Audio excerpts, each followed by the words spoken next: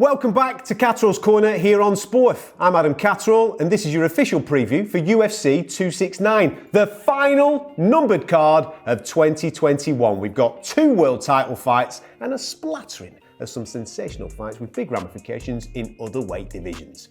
Let's get to it. Let's start with the main event and the lightweight title. Charles Oliveira taking on Dustin Poirier. Charles Oliveira obviously became the champion earlier on this year when he defeated Michael Chandler for the vacant title. What a rise he's had in the UFC. He's been here for forever and a day. 28 fights it took him before he became the champ. And about 2 years ago, a lot of people thought that he was the Neely man, the one that wins some, he loses some, and he was even labelled a bit of a quitter because we once saw him tap to strikes. However, he's managed to get rid of all those negative connotations, and now look at him, absolutely on a bit of a tear.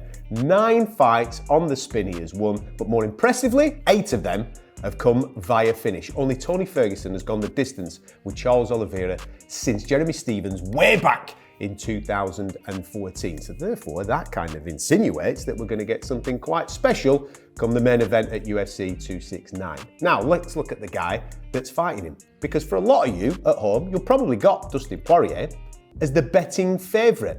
So why is he not the champion? Well, he took a decision a little earlier on this year to make some cheddar ching. He had 2 dances with Conor McGregor and he came out victorious in both of them. But now he's here for UFC Gold. This is a guy that has paid it in full. That's his motto. He's been there, done it, got the t-shirt. And if you were to analyse both of these guys' resumes, Poirier's got the names on his ledger. The likes of the Gaethjes, the likes of the Pettis, Max Holloway's on there, Conor McGregor twice, Dan Hooker, Alvarez, former champion. He's been there, done it, got the t-shirt, and more often than not, he's beaten them. Okay, he fell in his last full title fight against Khabib Nurmagomedov. But everybody does that. This is his time. The diamond is here to grab himself some UFC gold. Both of these guys are extremely well-rounded. On the feet, you would probably give the edge to Dustin Poirier. On the mat, you would probably give the edge towards Charles Oliveira. But that's not to say that either of those in either of those disciplines are any inferior to anybody else. It's just so finely balanced as a title fight. It is going to be an absolute cracker. I personally, and maybe I'm doing this with heart rather than head, am edging slightly towards Dustin Poirier because I believe in romance. I believe that this is the time where he gets his hand raised and gets himself the full championship. But MMA math doesn't work like that. Look at Charles Oliveira and what he's been doing recently. He's been absolutely mustard. One thing is a guarantee for you. It's going to be a cracker. Co-main event, the ladies' bantamweight title is on the line and the champ is back. You know what I feel about this girl. She is, without any shadow of a doubt, the greatest female mixed martial artist of all time. And yes, I have no problem saying that on camera and you keeping that in your little pantheon of videos that you keep on social media to remind me about it every single time, just on the off chance that she ends up losing. I don't think it's going to happen in this particular fight against JULIANNA PENA. Amanda Nunes is absolutely mustard. Nobody's beaten her since 2014. She's 12 on the spin in various weight divisions. She's a dual weight world champion. She's back down at bantamweight defending her crown once again. I know she hasn't done it for a year or so, but does that really matter? No. And the reason why we've ended up at JULIANNA PENA, who's the number 4 ranked bantamweight at the moment, who's lost 2 of her last 4, is because Amanda Nunes has run out of opponents. Where are they?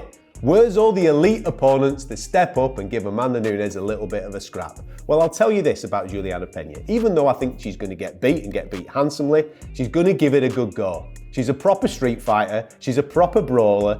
In here, you can't question that. It just comes down to the skill level between the 2 girls. Amanda Nunes is off a different planet. PENA will give her hell for about 5 minutes in this fight, but I genuinely believe that she won't see the start of the 3rd phase. Amanda Nunes is just on a different planet. How long we get her in the UFC, how long we keep her in the UFC, how long we get her viable opponents in the UFC, that's a question for Dana White. But while she's here, let's appreciate the best to ever do it. The 3rd fight that I'm going to preview at UFC 269 was going to be Jorge Masvidal against Leon Edwards. Yes, we're all disappointed that Jorge Masvidal sadly had to pull out of that fight because of injury, and therefore this fight hasn't been rescheduled. Is it going to happen? We don't know. Dana White, who has recently said that he's working on something for Leon Edwards, hopefully that's a title shot at Kamaru Usman. Let's park that for a second, because I know we're all disappointed that we're not getting that on UFC 269, but we are getting a plethora of other fights that have big ramifications, and one of which is kicking off the main card, and it involves Sugar Sean O'Malley. Huge star. He is going to be the future of the UFC. There is absolutely no doubt about that, but one of the big criticisms that Sean O'Malley has had up to this particular point of his career is that he ain't fighting anybody. He ain't fighting anybody of any ilk anywhere. Well, he's got one this weekend. When this fight was made, RAULIAN PAIVA was the 15th ranked bantamweight on the planet. Okay, he's fallen out of the rankings right now because of great performances recently by Oliveira and Song Yadong, which have just knocked him out of the top 15, but he's still a legit opponent. This is a guy who has only just stepped up to bantamweight as well, and he did that on last minute notice last time out against Kyler Phillips, and what a performance he put in. He's a legit opponent for Sean O'Malley. Now, how does RAULIAN PAIVA steal the thunder of Sean O'Malley? Well, he can't let him rest. If you give Sean O'Malley any distance whatsoever, this guy's gonna light you up like a Christmas tree. You've got to get in there, get hold of him, and ragdoll the living daylights out of him. And that is kind of PAIVA's game. So expect that from the start. As soon as the cage door shuts and they say fight, he's gonna run straight across the octagon and try and shut that distance and get his hands on him. Sean O'Malley, though, doesn't waste anything. He's like a sniper. Oh baby, this guy, when he throws with bad intentions, and he throws to hit you clean on the whiskers. He's been putting people over for fun, okay, lesser opposition than PAIVA, but I fully believe that this is an opportunity for Sean O'Malley to announce himself. Okay, he fell short against Oliveira with that leg kick, which made his leg go limp, and then he ended up getting beat, of which he disdains as not really a defeat, but it was a defeat. He got beat when he stepped up to the top level. This is a step up, not the top level, but it's a step up, and he's got to showcase what he's all about. He does a lot of talking, does Sean. Now's the time to do a little bit of walking, and I think he will. We're going to get something very, very special. Last time out against Chris Moutinho, he threw the kitchen sink at him, but Moutinho was that tough, he didn't go anywhere. I think we need that stellar knockout. We need that viral moment. We need that thing to announce Sean O'Malley to the world, where we all go, this guy's ready for the top 15 in the bantamweight division.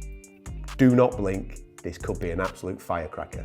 You know full well that UFC 269 is going to be a cracker when you've got the former two-time bantamweight champion Dominic Cruz on the flipping prelims. This card is stacked from top to bottom. You're going to get knockouts to finish off the year. As I said, this is the final numbered card of 2021. That was Catterall's Corner. Hopefully you enjoyed the preview. Make sure you come back next time, because we're doing an extra special show. Oh yes, we're not just reviewing UFC 269, we're reviewing the whole goddamn year. 2021 from start to finish, and a lot has happened. So make sure you're back.